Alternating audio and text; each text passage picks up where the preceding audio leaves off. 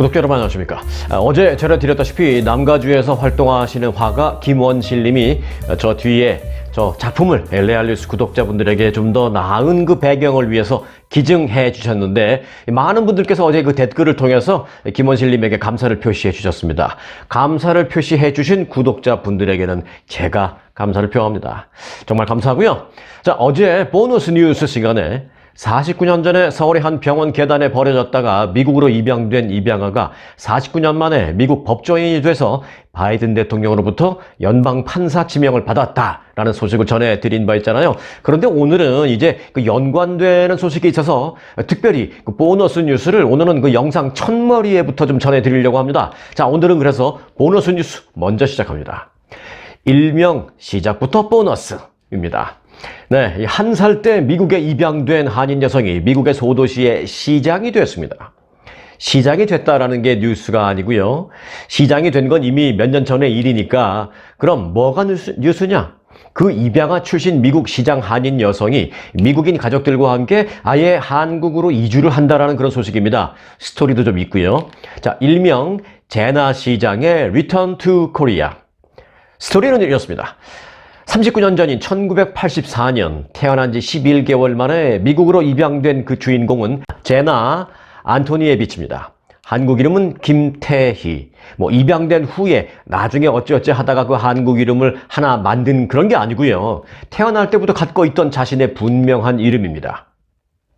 생후 11개월 입양 당시에 찍은 사진 속에 분명하게 1983년 10월 24일 생 김태희라고 영문으로 또렷이 쓰여져 있습니다. 영어로 쓰여져 있다는 뜻은 입양 서류용 사진이라는 그런 의미입니다. 그녀는 추후 펜실베니아 주에 있는 소도시 로이어스포드라는 곳의 시장이 됐습니다. 현지 지역신문 더 머큐리에 따르면 안토니에비치 시장은 그런데 이제 최근 자신이 태어난 한국으로 돌아가기 위해서 지난달 시장직 사임 의사를 밝혔다는 것입니다. 그리고요, 오늘이 바로 그녀의 시장 임기 마지막 날입니다. 안토니에비치는 2017년 시장 선거에 출마해서 당선된 후에 2021년 재선됐습니다. 특히 인구 5,000명 안팎의 작은 소도시인 로이어스포드 150년 역사상 첫 여성 시장이 됐습니다. 그가 모국으로 돌아갈 결심, 한국으로 돌아갈 결심을 한 결정적인 계기는 친아버지와 극적으로 상봉을 했기 때문입니다. 전라남도 목포에서 태어난 안토니에비치는 입양기관을 통해서 생후 11개월 되던 해인 1984년 미국 뉴욕에 입양됐습니다. 벅스 카운티에서 자란 그는 피아노, 드럼 등을 배우고 합창단에서 노래를 하는 등 다양한 음악 활동을 하면서 이 모임의 그 리더를 맡으면서 리더십도 발휘했습니다. 미국인분과 결혼을 해서 이 아들과 딸을 낳아서 현재 양육을 하면서 친부모 생각을 많이 하게 됐다고 합니다. 그랬던 그는 마침내 뿌리 찾기에 나섰고 지난해 한국에 있는 친아버지와 그 가족을 만났습니다. 40년 만에 만난 친아버지와 입양 보낸 그 딸, 그 두 사람이 좋아하는 그 사진인데요. 두 사람이 정말 똑 닮지 않았습니까? 인생의 퍼즐을 맞춘 그는 이제 지구 반대편에서도 자신을 잊지 않고 찾아준 친아버지와 그 가족들을 생각하면서 이제 모국으로 돌아가려고 마음먹었다고 합니다. 그는 시장직을 그동안 해온 로이어스포드 시를 나는 너무 사랑한다. 그리고 나는 시민과 함께한 그런 시장으로 기억되고 싶다라고 말하면서 오늘 시장직 마지막 날 업무를 수행한다라고 말했습니다. 자신의 뿌리와 모국의 문화유산을 찾고자 하는 제나 안토니에비치는, 아니 김태희 씨는요, 다음 달 제주도로 이주할 예정입니다. 그는 제주에 있는 캐나다 명문 여자 사립학교인 브랭섬홀의 아시아 캠퍼스로부터 영어 교사로 일해달라고 제의를 받고 이를 수락해서 이제 그곳에서 영어 교사로 일할 예정입니다. 영화배우 김태희 씨와 동명이인입니다만은 외모가 출중한 그 영화배우 김태희 씨 못지않게 자신에 대한 정체성이 출중한 또 다른 김태희 스토리를 전해드렸습니다. 제나 안토니에비치, 새롭게 태어난 김태희 씨의 제주도 생활을 응원합니다. 자, 이어서 오늘 뉴스 간단하게 사건 몇 가지를 좀 먼저 간추려 드리겠습니다. 이 활주로에 서 있던 여객기에서 갑자기 비상탈출용 미끄럼틀이 터지는 일이 발생했습니다.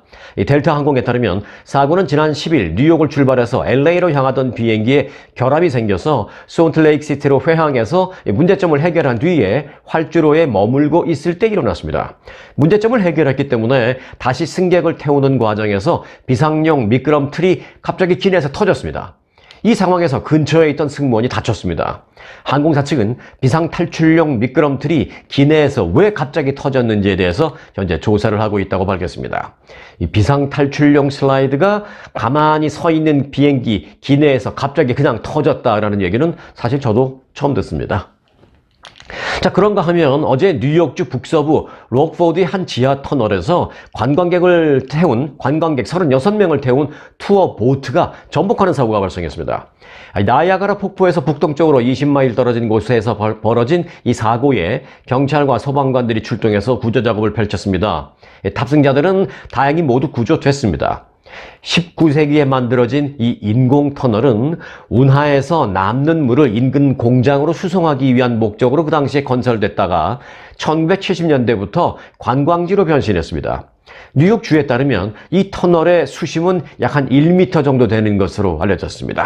이 지하에서 타고 있던 보트가 전복됐을 때 그 관광객들이 느꼈을 그 공포 정말 어마어마했을 겁니다. 다행히 아무도 크게 다친 사람이 없다니까 그나마 다행입니다. 자, 경제 뉴스입니다. 연준이 이번 달 금리 인상, 인하, 동결 여부 등을 결정하게 됩니다. 그렇다면 이번 달에 금리를 과연 동결할까요? 아니면 또 올릴까요? 자, 지금 주목되는 그런 상황인데요. 이 동결을 점치는 분위기가 일단은 지금 좀 더 커지고 있습니다. 다만 지금까지 있었던 전통적인 그 동결과는 조금 결이 다를 전망입니다. 원래 이제 금리를 올리다가 동결을 하면 그 다음 수순은 필요에 따라서 이제 인하로 돌아서는 그런 추세를 예측할 수 있습니다만은 이번 달에 만일 금리 동결이 된다 하더라도 다음 달에는 그런데 다시 인상이 있을 가능성이 높게 점쳐지고 있습니다. 그러니까 이제 이번 달 동결이 있다 하더라도 이번 달 동결은 단순한 지금까지 있었던 전통적인 그런 동결이라기보다는 그죠? 한 템포 쉬어가는 정도로 볼 수 있다는 것입니다. 전문가들은 이번 달 기준금리를 동결할 확률을 73.6%로 예측했습니다. 그러나 또 한 달 후인 다음 달 회의에서는 금리를 다시 인상할 확률을 68.4%로 내다봤습니다. 일부 전문가들은 이번 FOMC 회의에서 기준금리는 동결될 것 같지만 도표상 다음 달의 금리 전망치는 오히려 더 올라가는 이른바 매파적 동결, 즉 허키시 스킵을 예상하고 있습니다. 허크라는 게 뭐예요? 매를 말하잖아요. 그 매파적인 스킵, 매파적으로 잠깐 넘어간다라는 것이죠. 그런 동결. 금리를 올리자는 게 이제 강경파라고 불리잖아요. 또는 뭐 매파라고 하잖아요. 그런데 이제 그 매파들도 이번 달에는 동결을 하는데 찬성한다라는 것입니다. 그러니까 이번 달 동결로 앞으로 계속 동결이 아니고 한번 잠시 쉬어가고 다음 달에는 다시 올린다라는 그런 전제. 그래서 이제 그렇게 매파적인 동결이다라는 표현이 나오고 있는 것입니다. 네, 한국 정부가 올해부터 해외 금융 계좌 신고 대상에 가상자산 계좌를 포함했습니다. 가상화폐, 크립토커런시, 암호화폐, 이렇게 부르죠. 비트코인이나 이더리움 등 가상화폐 자산도 신고를 해야 한다라는 것입니다. 이에 따라서 한국에 거주하고 있는 미국 시민권자나 미국 영주권자들도 영향을 받게 되었습니다. 한국의 5대 가상자산 거래소도 일제히 해외 가상자산 계좌 신고 안내를 지금 열심히 하고 있습니다. 미국 시민권자나 영주권자를 포함해서 한국 내에 거주하고 있는 사람들도 모두 해당된다라고 밝혔습니다. 신고 기한은 이달 말까지입니다. 보유하고 있는 가상화폐 자산을 전자신고로 하거나 아니면 관할 세무서에 직접 가서 신고서를 써서 제출을 하면 됩니다. 신고하지 않고 있다가 만일 적발되면요, 미신고 금액, 즉 신고하지 않은 그 금액의 10 내지 최대 20%까지 과태료가 부과됩니다. 꼭 참고하시기 바라겠습니다. 대한항공이 마일리지 사용처를 확대함에 따라서 미주 한인들의 마일리지 소진 옵션이 늘어나게 됐습니다. 대한항공은 스카이패스 회원들이 적립한 마일리지를 이용해서 자사 기내 면세품 구매가 가능하다라고 밝혔습니다. 이용 방법은 대한항공 홈페이지에 들어가서 발급받은 기내 면세품 할인 바우처를 온라인 기내 면세점에서 사용하면 됩니다. 대한항공 홈페이지에 들어가서요. 이 홈페이지는 제가 여기다가 지금 적어 놓지만 또 영상 밑에 더보기란에 설명란에도 제가 홈페이지 그 주소를 써 놓겠습니다. 거기 들어가서 기내 면세품 할인 바우처를 다운받아서 그걸 갖고 대한항공 온라인 기내 면세점 스카이샵이라고 합니다. 거기서 사용을 하면 됩니다. 물론 온라인에서 다 주문하는 겁니다. 자, 할인 바우처는 마일리지 2,800마일 공제 시에 $20에 해당합니다. 그리고 6,800마일 공제를 하면 $50짜리 바우처를 받을 수 있습니다.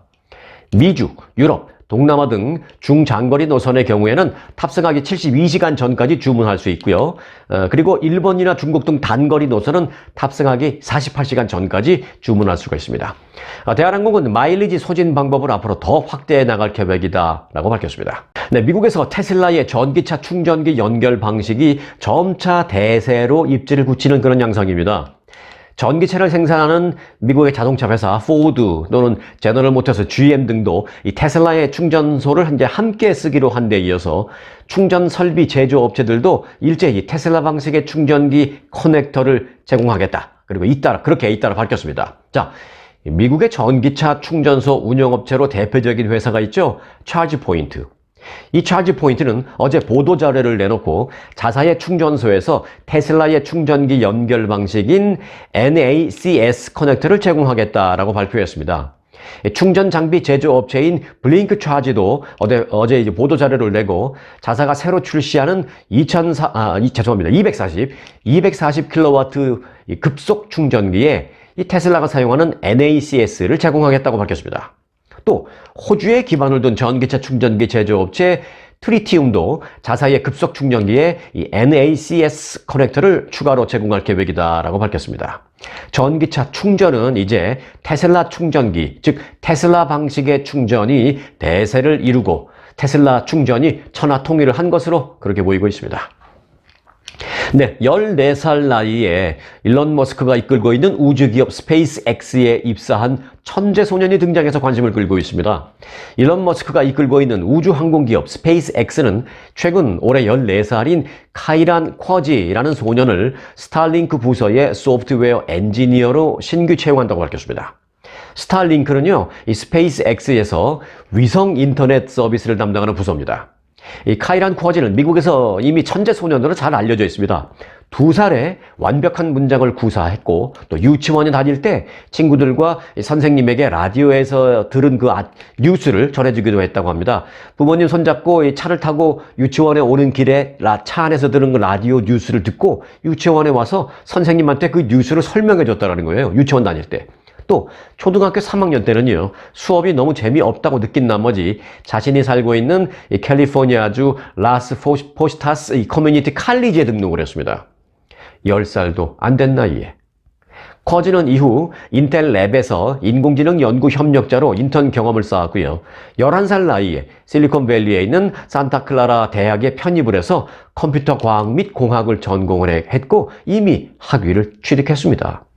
이 대학 측은 쿼지에 대해서 172년 이 대학 역사상 가장 어린 나이로 학부를 졸업하는 학생이다라고 밝혔습니다. 쿼지는 자기소개서에 이렇게 밝혔습니다. 공익을 위해 도전적인 문제를 해결하고 급진적인 혁신을 이루는 경력을 쌓는 게 나의 꿈이다 라고 밝혔습니다. 14살짜리가 밝힌 그 포부도 제가 쭉 말씀을 드리긴 했습니다만 이해하기가 쉽지 않은 그런 포부, 그런 말이네요. 참 14살. 상상이 안 되는 그런 천재 소년이 탄생했습니다. 자, LA시가 명실상부한 불법 체류자 보호 도시 생츄어리 시티로 거듭날 전망입니다. LA시 의회는 현재 이 결의안 차원에 머물러 있는 생츄어리 시티 불법 체류자 보호 도시 정책을 법제화하자라는 내용의 안건을 놓고 12명 시의원이 투표를 한 결과 만장일치로 가결했습니다. 조례안의 골자는 연방법 또는 가주법에서 지원을 특별히 요구하지 않는 한 연방이민세관 단속국을 돕기 위해서 시정부의 자금이나 시정부의 인력을 사용하지 않는다라는 것이 포함되어 있습니다. 또한 연방이민국이나 관련 기타 기관이 시정부의 데이터베이스 또는 개인정보에 접근하는 것도 금지한다는 내용이 들어가 있습니다. 그야말로 불법 체류하시는 분들은 LA시에서는 좀 안도하실 수 있겠고요. 또 일각에서는 LA시가 이러다가 망가지지라는 걱정을 하는 그러한 상반된, 호불호가 나뉠 수 있는 상반된 그런 법안이 통과가 되었습니다. 자, 이어서 잠깐 쉬어가는 코너, 짝퉁 뉴스 전해드립니다. 뉴스 자체가 짝퉁이라는 의미가 아니고요. 짝퉁과 관련된 뉴스라는 뜻입니다. 제가 짝퉁을 뉴스로 전해드리는 한이 있어도 뉴스를 짝퉁으로 전해드리진 않습니다. 자, 내용은 이렇습니다. LA 국제공항에서 대량의 중국발 짝퉁 명품 시계가 압수되었습니다. 연방세관은 압수된 짝퉁 시계들을 정품 소매 가격으로 환산을 한다면 약 120만 달러가 넘는다라고 밝혔습니다. 지난 4월과 5월 사이 중국에서 미국 전역으로 향하는 이 항공 화물로 개별적으로 포장돼 있었던 이 시계들은 세관 담당자들의 검색을 피하기 위해서 팔찌나 벨트, 장식품, 큰 상자 또는 큰 벽시계 상자 등등으로 위장돼 있었습니다. 거기 중간중간에 하나씩 살짝 숨겨져 있었던 것이죠. 자, 그러나 적발된 이 시계들은 총 41개였으며 그 가운데 37개는 롤렉스 브랜드였습니다. 그리고 루미노르 파네라이와 파텍 필립, 또 오메가, 또 오데마 피케 브랜드도 각각 한 개씩 발견돼 있었습니다. 이런 것들이 다 이제 물론 발견된 것들이 다 짝퉁이니까 원가야 얼마 됐겠습니까? 어떤 것은 몇십 불밖에 안 들었을 수도 있고, 혹시 그나마 조금 열심히 만든 그런 정도라면 몇백 불 정도 원가가 들어갔을 수도 있겠죠. 그렇지만 이게 만약에 정품이다라는 전제하에 가격은 보통 하나당 3만 불 내지 4만 불씩 하는 그런 시계들입니다. LA 공항을 관할하는 이 연방세관 측은 이 짝퉁 시계 적발 사실을 공개하면서 이렇게 말했습니다. 위조 제품을 구입하는 것은 강제 노동 및 인신매매 또는 마약 밀매나 폭력 범죄 활동을 지원하는 것이나 마찬가지입니다. 라면서 소비자들의 현명한 판단을 당부합니다. 라고 말했습니다. 무슨 말씀인지 다 알아들으셨죠? 네. 자, 시애틀로 가보겠습니다. 한인이 운영하는 이 찜질방이나 스파에서 툭하면 발생하는 일이 바로 여성이라고 주장하는 남성, 성전환 수술을 했다고 주장하는 남성의 여성 전용 찜질방 출입 문제입니다. 그런데 현재 그 시애틀에서 이 문제가 또다시 지역의 논란거리로 등장하고 있습니다. 시애틀에서 한인이 운영하는 여성 전용 사우나인 올림푸스 스파에 성전환 수술이 완전히 마무리되지 않아서 여전히 남성의 신체를 갖고 있는 남자가 여성 전용인 이 스파에 들어갈 수 있게 해달라는 소송을 제기했습니다. 그런데요, 시애틀 연방지법이 들어가게 하라! 라는 판결을 내렸습니다. 자, 그런데 이 업소의 한인 업주는요, 만만치가 않네요. 절대로 그럴 수 없다! 라면서 현재 맞서고 있습니다. 자, 올림푸스 스파 대표는 끝까지 법적 대응에 나서겠으며 절대로 그를 입장시킬 수 없다라고 현재 맞서고 있습니다. 시애틀 지역 언론에 따르면 이 업소의 이명훈 대표는 아무리 법이 성전환자 차별을 금지한다고 하더라도 수술을 온전하게 하지 않아서 여전히 남자 신체를 갖고 있는 사람이 어떻게 여자들만 있는 사우나에 들어간다는 것이냐, 말이 되느냐라면서 법원 판결의 부당성을 지적했습니다. 이명훈 대표는 이번 판결은 시애틀 연방지법에서 내려진 연방 차원의 1차적인 판결이다라면서 앞으로 연방 항소법원이나 그것도 안 되면 더 나아가서 대법원까지 가서라도 끝까지 대응하기 위해서 나는 변호인단을 꼭 꾸려서 현재 준비하고 있다라고 말했습니다. 만만치 않죠? 자, 이 이명훈 대표, 이 올림푸스 스파의 한인 오너 대표 이명훈 씨, 이분도 참 만만치 않으시네요. 추후 연방 항소법원 또 더 나아가서 대법원에서까지 간다면 그 결과가 추후 어떻게 나올지 참으로 주목됩니다. LA에서도 이 문제가 아주 심각하거든요. 근데 바이든 대통령이 어제 치아 통증을 호소하면서 예정됐던 공개 행사 일부를 연기했습니다. 이 바이든 대통령의 주치의인 케빈 오코너 박사는 대통령은 현재 오른쪽 아래 어금니 통증을 앓고 있음이 확인됐다라며 월터 리드 군 병원의 대통령 의료진이 백악관에서 엑스레이를 포함한 검사를 진행해서 신경치료를 하기로 판단했다라고 밝혔습니다. 바이든 대통령은 어제 이제 곧바로 신경치료를 받았고요. 하지만 통증을 더 느껴서 두 번째 신경치료를 받는다라고 오코너 주치의는 설명했습니다. 그런데 바이든 대통령은 이제 치료를 하면서 마취를 하지 않고 치료했다라고 백악관은 밝혔습니다. 그것도 이제 단순한 치과 치료도 아니고요. 잘 아시잖아요. 아프기로 유명한 루커널, 신경치료. 이 신경치료를 받는데 마취를 하지 않았다라는 것입니다. 그러면서 백악관은 이렇게 말했습니다. 대통령은 마취하지 않고 치료를 받았기 때문에 수정헌법 25조도 발동되지 않았다라고 전했습니다. 대통령의 치과 치료와 갑자기 수정헌법 25조가 무슨 매치가 되는 얘기지, 무슨 얘기지, 무슨 연관성이 있지? 라고 생각하실 수 있는데요. 네. 수정헌법 25조는 대통령이 직을 수행할 수 없다고 판단될 경우에 부통령이 직무를 대행하도록 명시되어 있는 그런 법입니다. 한 예로요, 2년 전에 바이든 대통령이 정기 건강검진을 받았었는데요. 그 당시 대장 내시경을 하기 위해서 마취를 했습니다. 그런데 이제 깨어날 때까지 약 85분 동안 해리스 부통령이 권력을 승계받아서 대통령 권한 대행을 그 해리슨 부통령이 85분간 수행한 적이 있었습니다. 바로 수정헌법 25조에 따라서 그때 그렇게 했었습니다. 그런 상황을 만들지 않기 위해서 바이든 대통령은 이번에 어금니 신경치료를 마취도 하지 않고 받았다는 것입니다. 대통령 하기 쉽지 않네요. 네. 다음 소식입니다. 이 불법 기밀 문건 반출 혐의로 형사 기소된 트럼프 전 대통령이 오늘 오후 연방법원 출석을 하게 되는데요. 이를 하루 앞두었던 어제 트럼프 지지층이 법원 주변에서 시위를 시작했습니다. 트럼프 전 대통령과 친트럼프 인사들이 보복이라는 단어와 같은 과격한 표현까지 써가면서 지지층의 행동을 지금 좀 부추기고 있어서 일각에서는 지난 2021년 1월 6일 소위 1월 6일 의회 폭동 그것과 같은 그런 폭력 사태가 또 발생할 수 있다라는 그런 우려도 나오고 있습니다. 플로리다 곳곳의 이 트럼프 지지자들은 오늘 이미 그 마이애미 연방법원 앞에 집결해 있는 상황입니다. 이에 따라서 사법당국은 이들의 동태를 모니터링하면서 극우 단체와 친트럼프 집회 계획을 감시하면서 경찰력을 보강하고 있습니다.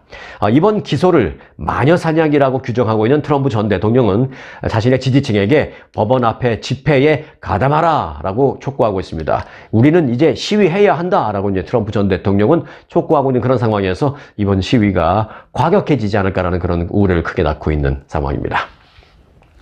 자, 지금 세계 부자 1등은 누굽니까? 일론 머스크죠? 얼마 전에는 일론 머스크가 2등으로 내려가고 루이비통 그룹의 회장이 1등을 차지했다 그랬는데 지금 또 다시 바뀌었어요. 그게 왜냐면 이제 주가가 오르고 내림에 따라서 이제 그렇게 되는 건데 지금 세계 최고 부자인 일론 머스크가 트위터 건물 임대료를 내지 않아서 골드만삭스가 아주 고민을 하고 있다라는 소식입니다.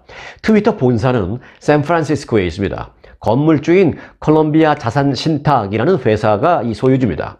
머스크는 트위터 인수 이후에 추진한 혹독한 비용 절감책의 일환으로 트위터 건물 임대료를 지난해 11월 이후에 지금까지 내지 않고 있습니다. 머스크는 대규모 감원 등 구조조정을 진행하면서 임대계약 조건을 놓고 건물주와 재협상을 시도하는 것으로 알려졌습니다. 머스크는 이로 인해서 건물주인 콜롬비아 자산 신탁으로부터 소송을 당했음에도 불구하고 임대료 납부 의사가 전혀 없다라는 뜻을 계속 호소하고 있습니다. 세계 최고 부자가 임대료를 내지 않고 있다라는 이 아이러니한 소식 때문에 그 건물주 뒤에 있는 골드만삭스도 아주 난감해한다라는 그런 소식입니다. 한국에 본사를 두고 있는 임플란트 전문회사 오스템 임플란트의 미국 법인이 미국 대통령 표창을 받았습니다. 이 오스템 임플란트 미국 법인은 최근 워싱턴 DC에 있는 연방 상무부 청사에서 이 바이든 대통령을 대신해서 지나 레이몬드 연방 상무부 장관으로부터 미국 대통령 표창장을 받았습니다. 이 표창장은 미국의 50개 주정부가 미국의 해외 수출 활성화에 기여한 기업에게 수여하는 그런 상입니다. 오스템 임플란트의 미국 법인은 최근 4년 동안 꾸준히 그 임플란트 관련 재료와 임플란트 관련 의료품을 수출하는 등 높은 수익성을 달성해서 이번 수상을 하게 되었다라고 밝혔습니다. 한국에 있는 회사인데 미국의 법인을 놓고 그 미국의 법인이 해외로 수출을 많이 해서 미국 정부로부터 표창장을 받았습니다. 구인난에 시달리고 있는 현재 미군이 합법 이주자를 대상으로 시민권을 곧바로 빨리 주는 패스트트랙 전략을 구사하면서 적극적인 모병에 나서고 있습니다. 최근 미국 내 젊은 층에서 입대를 꺼리는 경향이 강해지면서 작년 미군은 수십 년 만에 최악의 모병 실적을 거둔 바 있습니다. 육군은 당초 6만 명의 모병 목표를 세웠습니다만은 4만 5천 명에 그쳤습니다. 해군과 공군도 모병 목표 달성에 어려움을 겪고 있습니다. 국방부 지도부는 젊은 층이 현재 군대에 익숙하지 않고 비슷한 교육과 또는 기타 혜택을 제공하는 다른 기업의 일자리를 그런 일자리에 더 끌리는 것은 물론 위험이 있는 것을 피하고 싶어하는 그런 경향이 크다라고 지적했습니다. 구인난을 타개하기 위해서 미국의 육군과 공군은 미국 내 합법 이주민의 입대를 유도하기 위한 마케팅을 지금 강화하고 있습니다. 지난해 10월 육군은 합법 영주권자가 기본 군사 훈련을 마친 직후 신속하게 귀화를 신청할 수 있는 그런 프로그램을 다시 시작했고요. 한국어 등 여러 언어로 된 동영상을 만들어서 SNS 홍보 활동도 확대하고 있습니다. 효과는 있었는지 육군에서는 합법 이민자 총 2,900명이 올 상반기에 입대를 했는데요. 이는 1년 전에 2,200명보다 많이 늘어난 그런 수치입니다. 새로 입대한 신병들 이 가운데 자마이카 출신이 384명으로 가장 많았고요. 그 다음은 멕시코, 필리핀, 아이티 등의 순서였습니다. 공군은 합법 이민자를 대상으로 역시 여러 프로그램을 통해서 모병을 하고 있는데 지난 4월 새로운 미국 시민 14명을 배출했다고 밝혔습니다. 그런데 여기에는 카메룬, 자마이카, 케냐, 필리핀, 러시아, 남아프리카 공화국 출신 신병들이 모두 포함됐습니다. 사실 그렇게 본다면 사실상 이제 미군이라기보다는 세계군인 셈이다라는 생각도 듭니다. 한국으로 잠시 가보겠습니다. 전 세계적으로 이 성평등에 대한 인식 수준이 여전히 미흡하다라는 지적이 나오고 있는데 이런 가운데 한국은 남녀 모두 성평등 인식 수준이 더 뒷걸음질 친 것으로 나타났습니다. 개선은커녕 오히려 더 안 좋아진 것으로 나타났습니다. 유엔 산하 젠더 사회 규범 지수 보고서에 따르면 한국은 별도 조사 대상 37개국 가운데 성평등에 반대하는 반대를 찬성합니까 반대합니까 그게 아니라 성평등에 반하는 그러니까 역행하는 그런 편견이 가장 크게 악화된 나라로 나타났습니다. 유엔은 세계 인구의 48%에 해당하는 나라 주민들을 대상으로 가치관을 설문조사해서 2010년부터 2014년까지 그리고 2017년부터 2020년까지 이 두 시기를 놓고 비교하는 방식으로 성평등 인식 수준을 평가했습니다. 한국은 그런데 이 기간 동안에 남성과 여성 모두 성평등에 대한 인식 수준이 급격히 후퇴하는 것으로 조사됐습니다. 의외죠? 저도 좀 의외입니다. 자, 칠레나 이라크, 러시아, 말레이시아, 키르기스탄, 필리핀, 콜롬비아, 멕시코 이런 나라들도 퇴보를 한 것으로 나타났습니다. 그런데 한국보다 그 퇴보한 폭은 이런 나라들이 더 작았습니다. 다시 말해 퇴보한 폭이 악화된 폭이 한국이 제일 컸다라는 것입니다. 이번 조사에서 최소 한 개 항목 이상 성편견이 있는 한국인의 비율은 남성은 93.08%, 여성은 86.83%였습니다. 이건 조사 대상 국가들 가운데 가장 나쁜 꼴찌인 것입니다. 성에 대한 편견이 아예 없는 한국인의 비율은 10.12%에 머물러서 68.24%로 나온 스웨덴, 65.56%로 나온 뉴질랜드 등 이 상위권 국가와 너무나도 큰 차이를 보였습니다. 자, 시야를 좀 넓혀서 지구촌 76개국을 살펴보면 이렇습니다. 지구촌 76개국의 성평등을 향한 인식 개선은 아직 그러나 이제 전반적으로 좀 멀었다라는 평가가 나오고 있습니다. 세계인의 절반가량은 대통령이나 총리 등 고위 정치 지도자로 여성보다는 남성이 우월하다라고 그렇게 평가를 했습니다. 기업 임원으로 남성이 또 여성보다 낫다라고 생각하는 이들도 40%를 넘어섰습니다. 세계 전반적으로 보면 그렇다는 것입니다. 더 극단적인 설문 항목을 살펴보면 이렇습니다. 남편이 아내를 때려도 정당하다라고 답변을 한, 그렇게 생각을 한 사람들이 이번 조사 결과 25%에 이르는 것으로 나타났습니다. 이건 이제 세계 70몇 개국을 전반적으로 좀 조사를 한 거예요. 생각보다 좀 다소 충격적인 결과였습니다. 이런 충격적인 성평등 인식의 퇴보를 그런데 이제 비웃기라도 하듯이 멋진 소식 하나 들어왔습니다. 소개를 해드리겠습니다. 150년 역사의 한 미국 장로교회가 처음으로 한인 여성을 담임 목회자로 세웠습니다. 버지니아 주에 있는 폴스 장로교회는 황예나 목사를 담임 목사로 선임했다고 밝혔습니다. 이 교회 측은 1873년 설립된 이래 여성 유색인종 목회자가 담임이 된 건 이번이 최초다라고 밝혔습니다. 여성도 최초고 유색인종도 최초고 여성 유색인종도 최초라는 것입니다. 이에 대해서 예나 황 목사는 예전에는 미국에서 한인 여성 사역자는커녕 백인조차도 여성 목회자를 보기 어려웠다라면서 이제 교회 내에서 여성 목사도 목회를 할 수 있다는 것을 또 그것도 누구보다도 더 잘할 수 있다는 것을 보여주고 싶었고 이를 위해서 소명을 받아 사역하게 됐다라고 말했습니다. 서울 태생인 황예나 목사는 11살 때 가족과 함께 메릴랜드주 볼티모어 지역으로 이민을 왔습니다. 메릴랜드주 한인 이민교회에서 주일학교 교사, 또 청소년 담당 사역 등을 하면서 목회자의 꿈을 키웠습니다.